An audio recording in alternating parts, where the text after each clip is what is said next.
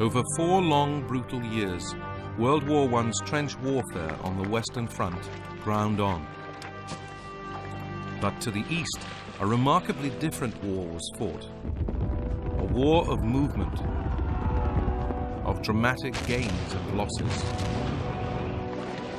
of huge armies on the march, of terrain which required everything from camels to skis. In this war, one great empire, Austria-Hungary, was destroyed. A second, Russia, was captured by revolution, its royal family murdered. The war on the Eastern Front would reshape the map of Europe forever. Now it can be seen as it really happened, in color.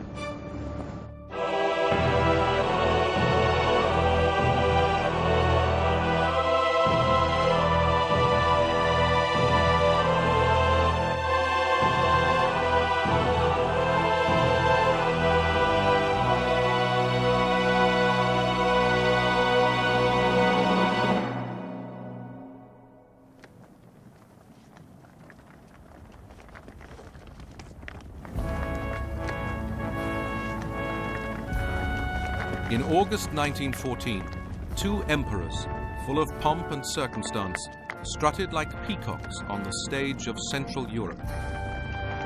The first was Kaiser Wilhelm of Germany, whose own grand ambitions were matched by the ambitions of his nation's ruling classes. The Kaiser was very, very highly strung. He was given to hysterical outbursts about things and lived in a fantasy world. But then, you know, frankly, the whole of the country lived in a fantasy world in 1914.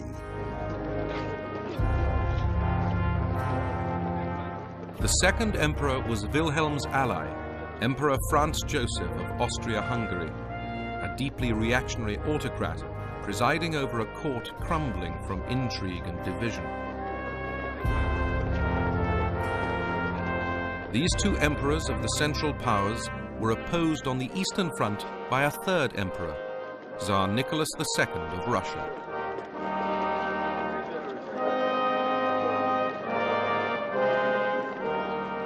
The Tsar was a man who was very, very conscious of his own limitations, and his own limitations were considerable. And he was not somebody like the Kaiser who would get hysterical at all. He was much happier living the life of some kind of country gentleman. He certainly wasn't a warmonger at all. The immediate spark which had set these 3 empires, Germany, Austria-Hungary and Russia, on the road to war was the assassination of Archduke Franz Ferdinand of Austria by alleged Serbian nationalists. When war broke out in August 1914, the Eastern Front campaign moved swiftly. Austrian troops invaded Serbia. Russia, Serbia's ally, invaded both Germany and Austria. The Austrians quickly retreated before the Russians, losing key fortress towns. For the ordinary Austrian soldier, it was demoralizing. The march seemed endless, and we became too tired for anything except swearing. Some cursed the cow that produced the calf, that bore the hide, that formed the leather of which their picks were made. Others swore that if they had only known what was in store for them, wild horses would not have pulled them away from home.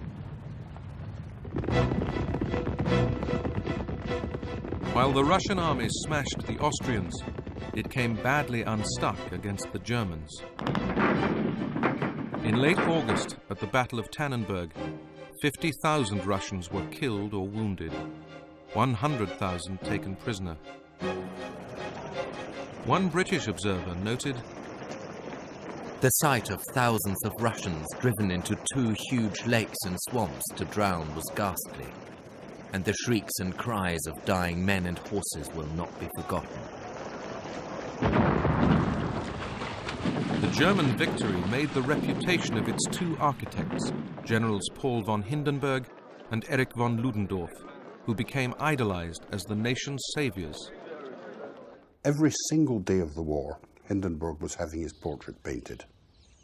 What he was a great avuncular, dignified old boy who stood for certain solid German virtues, and he had them too. Now, Ludendorff was obviously a very good technician, but the trouble with Ludendorff was that he got affected by megalomania. The early battles on the Eastern Front persuaded Hindenburg and Ludendorff that the Russian army would be easy meat. Ludendorff began to dream of a great German empire to the east. But British observers had noted the strength of the Russian fighting spirit. Individually, the Russian soldier is the finest soldier in the world. He puts up with cold and hunger and suffers hardships without a word of complaint. But in taking on both Germany and Austria, the Tsar was asking much of his soldiers. To fight on two major fronts was going to test the Russian army in the extreme, not least because of the logistical problems of getting materiel, soldiers, equipment, horses, food and fodder to the front. In late September 1914, the Germans, brimming with confidence that the Russian army would roll over, invaded Poland, which was part of Russia's empire. It looks very tempting to attack Poland, which after all juts out far into German territory, and if you attack the Russians from the north and the south, then you might catch a lot of them in the bag in the middle. And that is the essential strategy of the Germans in the last few weeks of 1914 in the east. But the German army had been weakened by the demands of the Western Front, and the Russians now hurried to reinforce the Polish capital, Warsaw.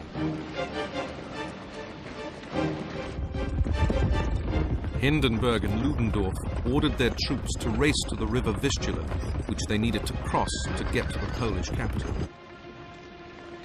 The strain to which our troops were subjected during the advance was enormous. The roads were mere mud and the weather was bad. In spite of this, very long marches of 30 kilometers and more had to be accomplished if the enemy was to be caught. The Germans crossed the Vistula on the 9th of October and closed in on Warsaw.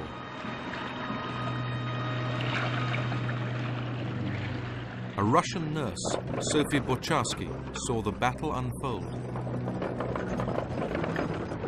For 2 weeks, the Germans tried to secure Warsaw, the key to Poland. They battered us pitilessly.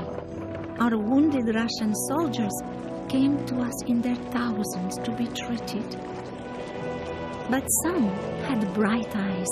They were exhilarated because we were managing to hold our own. To German surprise, the Russians succeeded in their defense of Warsaw.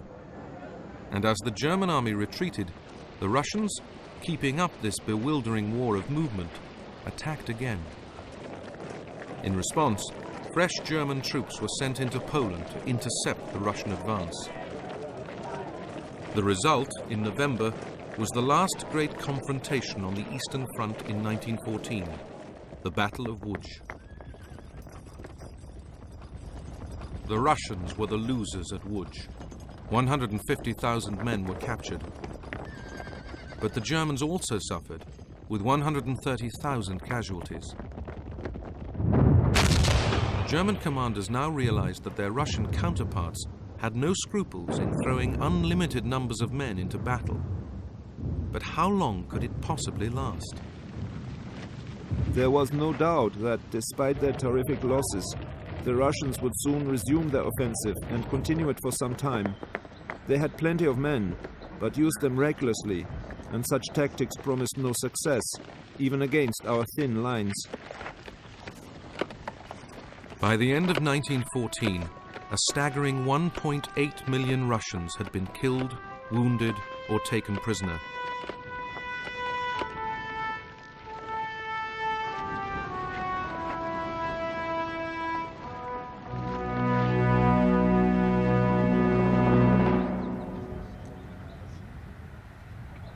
In early 1915, with stalemate on the Western Front, the German High Command decided to go for a quick victory in the east.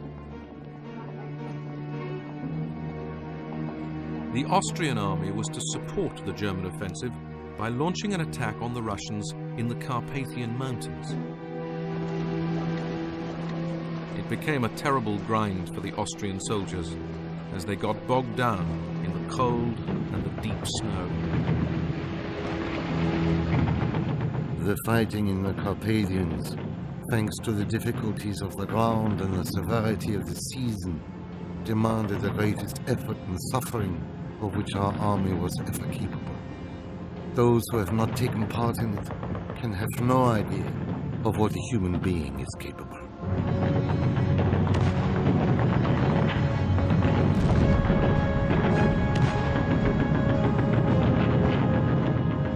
After 2 weeks, the Russians halted the Austrian attack. But despite this success, the Russian commander in the Carpathians, General Alexei Brusilov, who would become the key Russian general of the war, knew that the terrible casualties of the early months were taking their toll. The men sent to replace casualties generally knew nothing except how to march. Many could not even load their rifles, and as for their shooting, the less said about it, the better. Such people could not really be considered soldiers at all. Time after time, I asked my men in the trenches why we were at war. The inevitable, senseless answer was that a certain Archduke and his wife had been murdered, and that consequently the Austrians had tried to humiliate the Serbians. Why Germany should want to make war on us because of these Serbians, no one could say. A new breed of more questioning Russian officer began to emerge. One of these is a guy called Dmitry Oskin, who describes, sort of these gluttonous, fat military officers. One, I think, spent most of the war sitting in a tent eating ice cream, while the soldiers were sent out to fight. So there's a real sort of challenge to authority. What are we doing in this war? Several hundred men have already passed through my platoon alone, and at least one half of them have ended up on the fields of battle, either killed or wounded. What will they get at the end of the war? The desperate Russians needed help. By now, they faced yet another threat. In October 1914, Turkey had joined the war, on Germany's side. The elderly Sultan, Enver Pasha, assumed he'd be part of a quick victory. Enver Pasha had been in Germany. He spoke excellent German, got on very, very well with the Germans, and he thought in the first place, these people will never lose. If you think that the war will be over by Christmas, then you can snaffle the odd few things in the Balkans or perhaps against the Russians. Enver Pasha sent his forces north to invade Russian Armenia. In the biting winter, the Turks faced a ferocious Russian counterattack. Of 95,000 Turkish soldiers who fought the campaign, only 18,000 survived. Some 30,000 froze to death. The Turks stagger back, and the angry and tired Turkish soldiers going back through Turkish Armenia then launch what is known as the Armenian genocide. Now, this was not just a spontaneous reaction to being beaten by the Russians. It was clearly premeditated, but that killed 500,000 Armenians.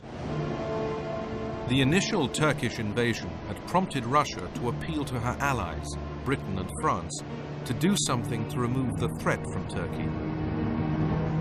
At the same time, Winston Churchill, First Lord of the Admiralty, was planning an Allied expedition to the Dardanelles. His great dream was that the war could be won by attacking Germany and its allies at their weakest point.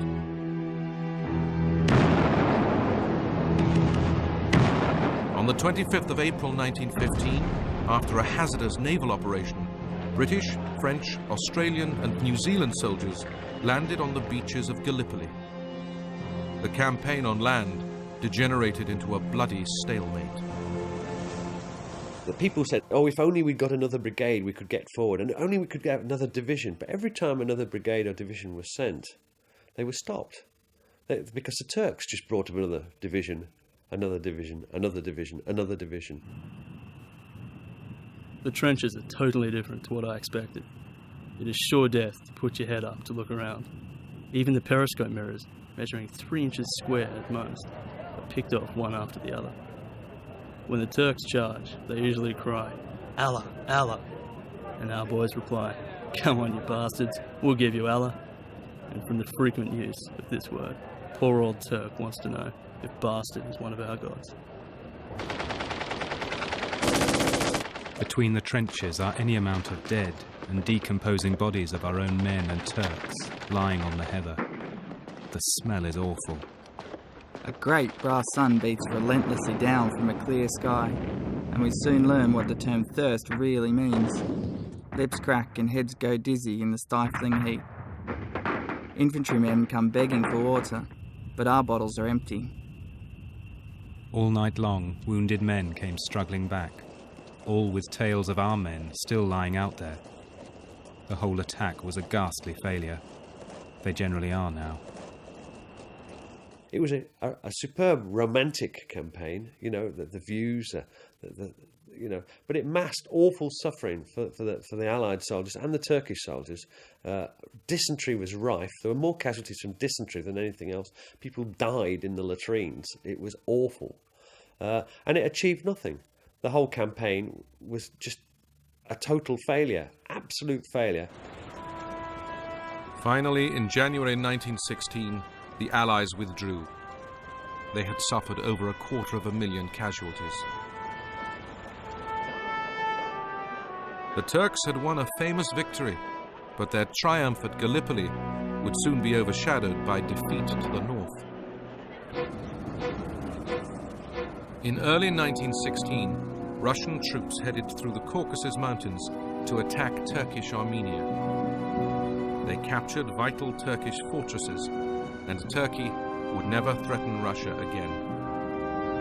And there'd been a further favourable development for the Russians and their British and French allies. In May 1915, Italy joined the war on the Allied side, tempted by the chance of winning territory from Austria-Hungary, particularly the mountainous Tyrol region.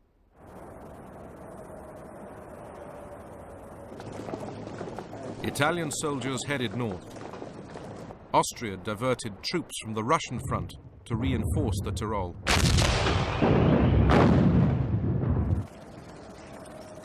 The First War on Skis unfolded.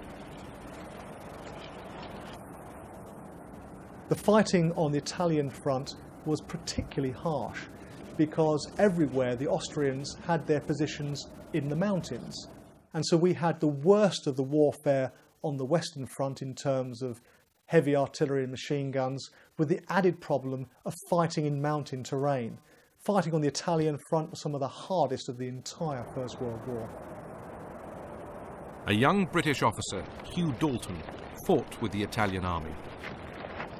Trenches are cut in the solid ice, where more Italians are killed by avalanches than by Austrians, where guns have to be dragged up precipices and perched on ledges fit only for an eagle's nest, where sentries have to be changed every 10 minutes owing to intense cold, where battalions of Alpini charge down snow slopes on skis at the rate of 30 miles an hour. We crept along the sides of the rocks by a very narrow path. The peak above us filled the sky. Below us, the spacious, smooth, and almost vertical meadows seemed waiting for someone to roll down. Everything froze hard during the night. One's boots, the ink in one's fountain pen, and the lava froze on one's face before one had time to shave.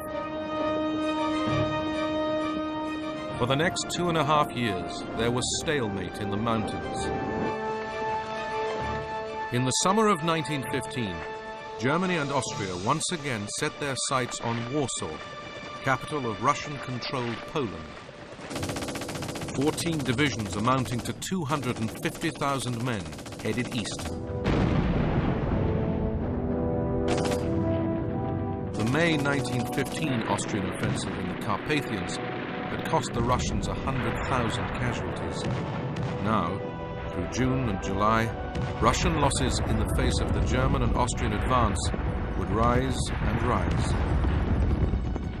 In May, the Russians lost another 400,000 killed, wounded and prisoners, and by June 1915 their war losses as a whole up to that time were a staggering 3.8 million. Fortress towns that had been fought over again and again lay in ruins. The people of Warsaw awaited their fate. Warsaw is doomed, but always there seemed a little hope. Short of a miracle, there's no hope now, however. The Germans will clatter through the streets with all the pride of victory. The only question is, how long before they come? Not days, hours, I think. The next day, August the 5th, 1915, the German army strutted through Warsaw. It was exactly 1 year into the war, and German commanders could begin to believe they had won. The Russians really would roll over. They were wrong. There were 2 years of bitter fighting ahead on the Eastern Front. But for the moment, the German soldier could relax. He was confident and victorious. His Russian opponent seemed defeated and demoralized. British observers felt it was a decisive moment for the Russian army. For nearly 3 more weeks, we continued to retreat. Each day was alike. Tired men shuffling east. Hungry, homeless peasants praying for food. Wounded men in their thousands. We were all utterly exhausted. We were weary for a rest. We wondered when the great trek east would stop. In response to the defeat, Tsar Nicholas II declared himself supreme commander of Russia's armed forces. The Tsar would soon appoint General Brusilov to be commander of his armies on the Eastern Front. But Brusilov's private verdict on the Tsar was scathing. The Tsar's lack of knowledge and ability, his weakness of character, and his vacillating make him totally unfit to command.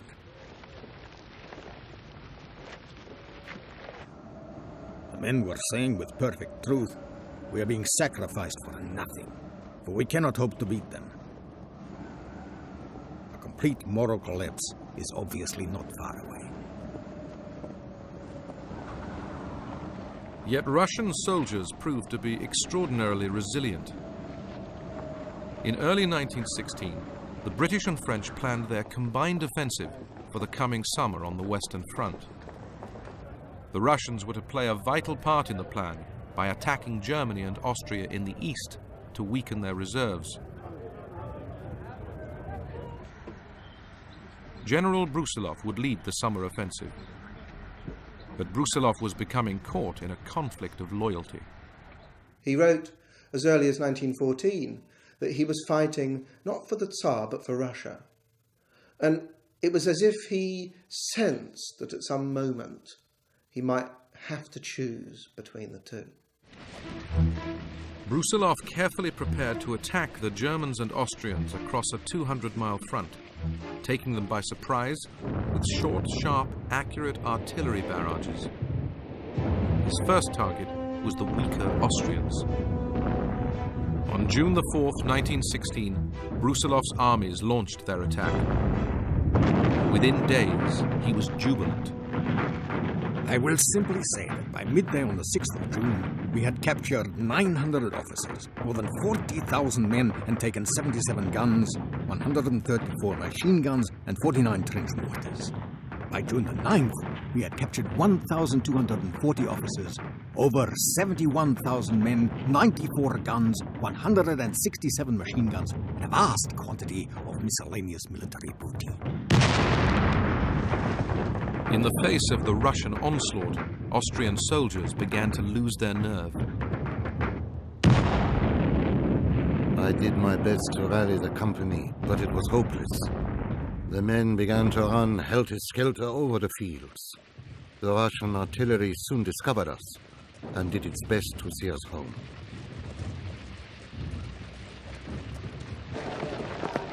Along the drenched roads and fields came numberless batches of blue Austrian uniformed prisoners, usually escorted by only one brown Russian. Miserable was their word for their condition before their capture. All were sick of the war. Brusilov very nearly finished off the Central Powers. I mean, it looked as if the Austrian Empire was collapsing under those hammer blows. It was very much touch and go whether the Central Powers didn't collapse. At the same time, they've got the Battle of the Somme in the west, and the Italians were attacking in the south. And they survived really only by a whisker. Ludendorff called Brusilov's offensive the crisis in the east. It meant that yet again, the Germans would have to scramble reinforcements in the wake of Austrian defeat. And though the Russians had won a great victory, it had cost them dear. Our hospital was congested with wounded, as were all the other hospitals in the town. We were told that the casualties had been calculated at 200,000. We had seen, heard, felt and known broken men. By the winter of 1916, the Germans had gathered the reserves to fight back and regain much of the territory captured in Brusilov's summer offensive. It was a devastating disappointment for ordinary Russian soldiers who fought so hard. But British observers continued to be amazed by their endurance. The physique of the men generally was magnificent. They could march and fight too on rations so scanty and coarse that I doubt any other European soldiers would tolerate. While there were medals for the summer's victors, by the end of 1916, hundreds of thousands of Russian soldiers were decaying in German and Austrian prisoner of war camps. For those who remained at the front, it was no longer a story of victory, but of retreat. Brusilov himself began to feel deep disillusion, not with his men, but with the powers above. I would merely say that my armies, which in 1916 had accomplished miracles of bravery and wholehearted devotion to Russia and to their duty, saw all their feats of arms brought to nothing by what they considered a lack of intelligence and decision on the part of the Supreme Command. Some politicians began to share Brusilov's views. The High Command disregarded losses in men, and it does not take enough care of the soldiers. The army no longer believes in its leaders. The desperation of the soldiers was spilling over to the civilian population.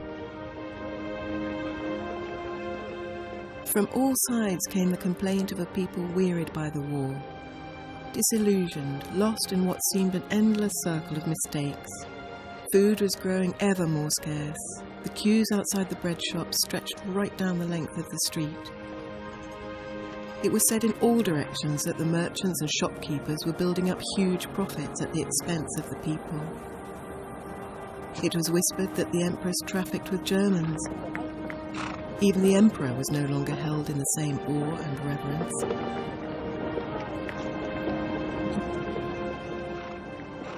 Russia, this great Russia that could feed the world, was short of food, and very short of other commodities too. There was a scarcity of everything in Russia: food and clothes and boots and petrol and paraffin. We will soon have a famine. I advise you to buy 10 pounds of bread and hide it.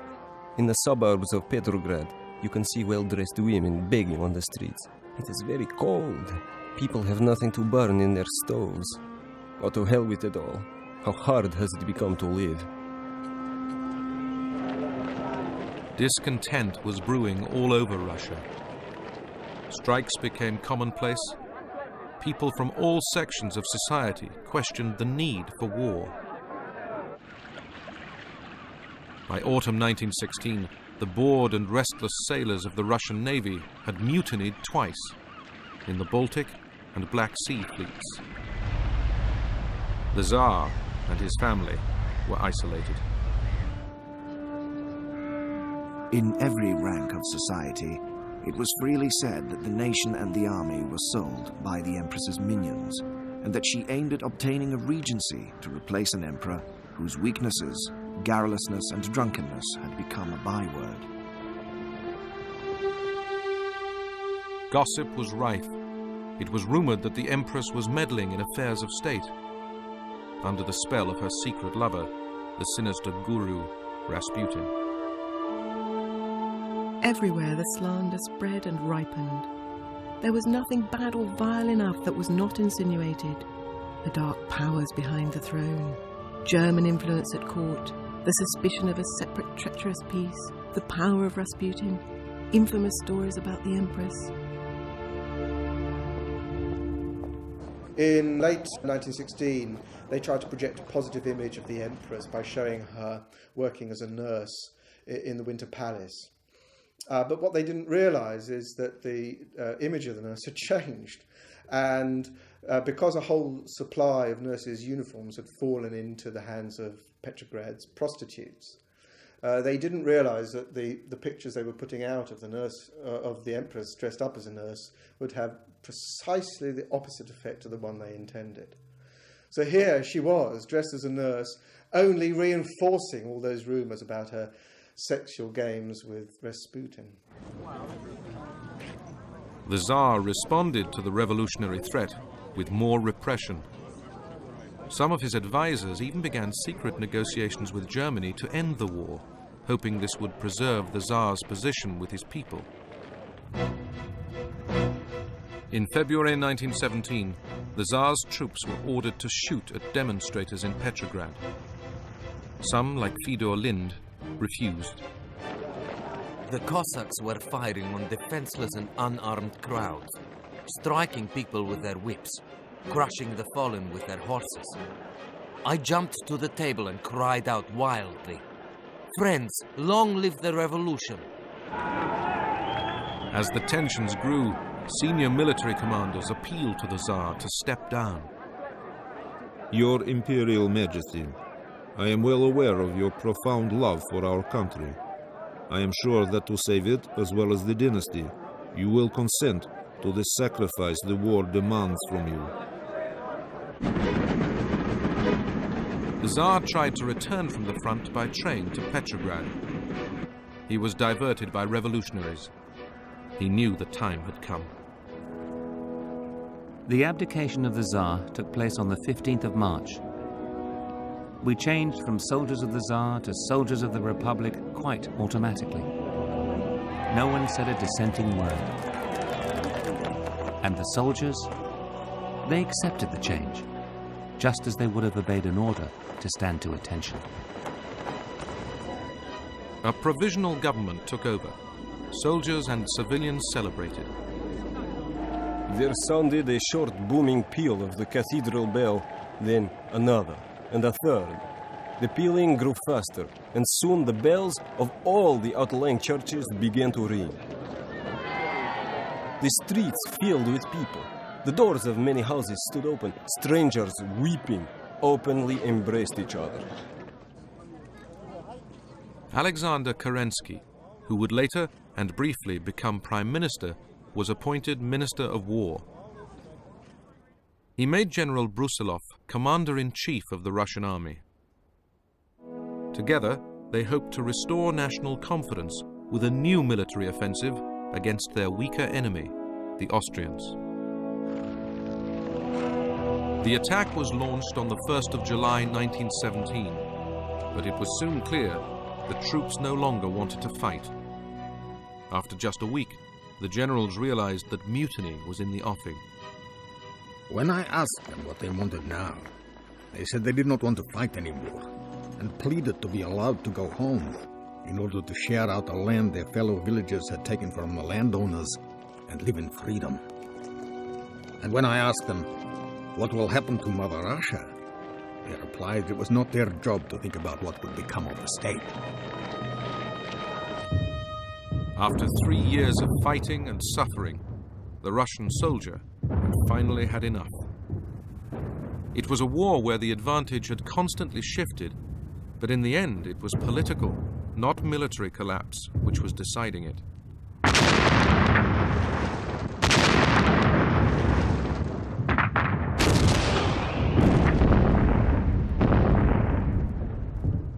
In September 1917, in what would be their final attack, the Germans captured Riga, Russia's second largest Baltic port. They could now afford to sit back and wait while Russia tore itself apart. Vladimir Ilyich Ulyanov, better known as Lenin, was waiting for his moment to pounce. One wrong move on our part could wreck everything. Events should not be anticipated. Time is on our side.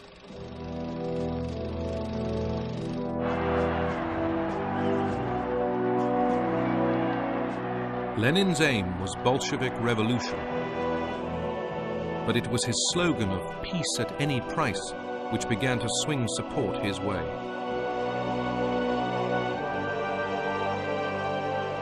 By late 1917, a second provisional government was trying to bring order to Russia. But as Lenin incited his revolution, onlookers could see the country was hurtling into chaos. This is no longer a capital. It is a cesspit. No one works. The streets are filthy. There are piles of stinking rubbish in the courtyards. It hurts me to say how bad things have become. There is a growing idleness and cowardice in the people, all those base criminal instincts which I have fought all my life and which it seems are now destroying Russia. The socialists have sown the wind. Russia is reaping the whirlwind. The economic situation in Russia is such that the words "on the brink of ruin" have become commonplace. Foreign revolutionaries like the American John Reed could see the day coming. On the one side, there was the monarchist press, inciting to bloody repression. On the other, Lenin's great voice roaring, "Insurrection! We cannot wait any longer." Daily, the government seemed to become more helpless. Armed workers patrolled the streets at night, doing battle with marauders and requisitioning arms wherever they found them. By November 1917, the revolution, later glorified in Russian films, was imminent.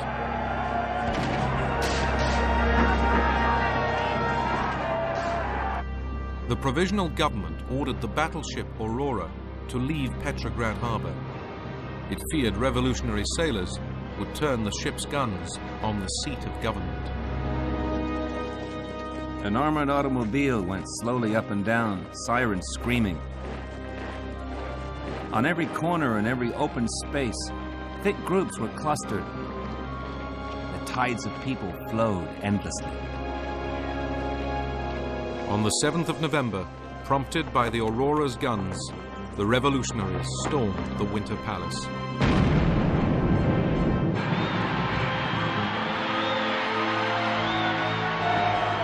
Day broke on a city in the wildest excitement and confusion, a whole nation heaving up in the long, hissing swells of storm.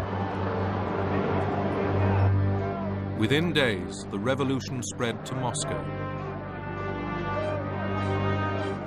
Committees of Russian soldiers began to make peace overtures to Germany. In December 1917, an armistice came into force on the Eastern Front. In over 3 brutal years, 2,300,000 Russians had died. A further 5 million injured. For all its failings and for all its problems, the Imperial Russian Army had, to the end, held down 160 German and Austrian divisions.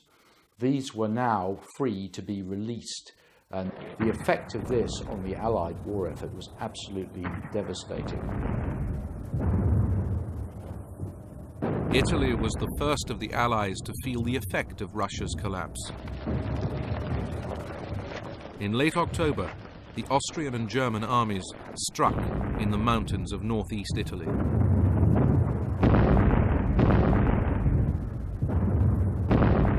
Rumours and denials of rumours came in from the north. On the 27th, the rumours became hard. The German advance to the north was said to be considerable and rapid. The Italian attempt to capture Austrian territory had turned sour. 275,000 Italian soldiers had been captured by the Germans and Austrians. Many who remained to fight couldn't see the point. Our men marched doggedly on, some beaten and puzzled, others tired but cheerful, others with expressionless, uncomprehending faces. But in the faces of a few I read a consciousness of the tremendous tragedy of which we formed a tiny part. The Italians finally stopped the German advance 15 miles short of Venice. British and French troops had to be sent in to support. By the end of 1917, the outlook for the Allies was bleak everywhere. The German commander, General Ludendorff, was by contrast more confident than ever before. Owing to the breakdown of Russia, the military situation was more favorable to us at New Year 1918 than one could ever have expected. Numerically, we had never been so strong in comparison with our enemies. There seemed just one hope for the Allies: America. On April the 6th, 1917, the United States President Woodrow Wilson had declared war on Germany. The British welcomed their new allies as saviors. It has always been my dream that the two English-speaking nations should someday be united in a great cause. And today my dream is realized. The Anglo-Saxon race must save civilization. In the summer of 1917, the first American troops arrived in Europe.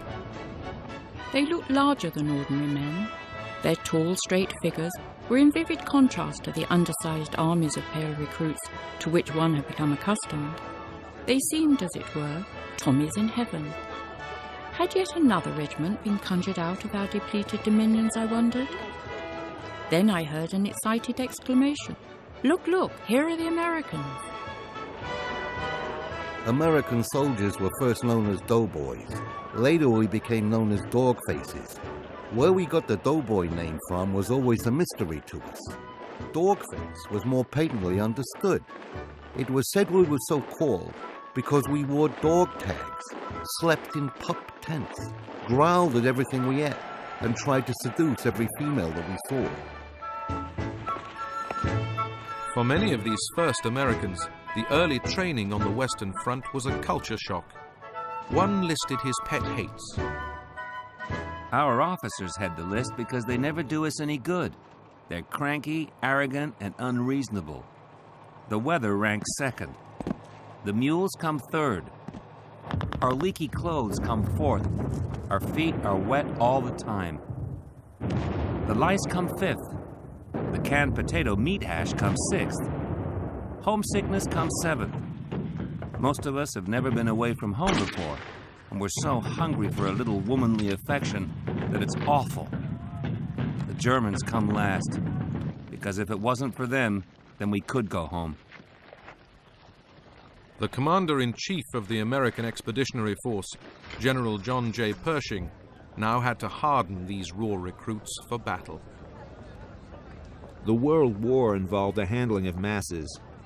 It was one thing to call 1 or 2 million men to the colors, and quite another thing to transform them into an organized, instructed army capable of meeting and holding its own in the battle against the best trained force in Europe, with over 3 years of actual war experience to its credit. When the Americans began fighting, they were very reminiscent of the British in 1916 on the Somme. They were enthusiastic, they had high morale, but they had a lot to learn. And they did, to be absolutely fair, learn very quickly in some very, very bloody battles. The Americans saw their first battle action in June 1917. I remember the early morning light revealing to me the first American dead. Alas, I was now indifferent to the sight of our own dead, but those somehow moved me. They looked so new and smart with their long leggings. They symbolized also the hope on which the Allies were relying for the future.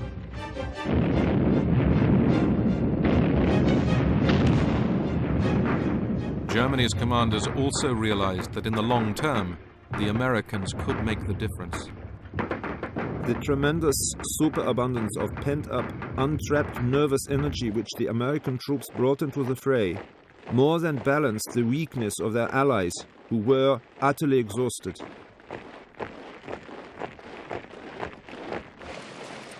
With the Americans looming into view, Ludendorff began to think Germany must gamble to finish the war quickly.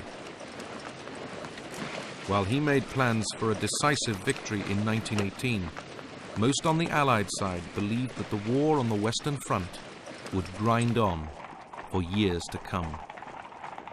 Few could have anticipated how quickly everything would change.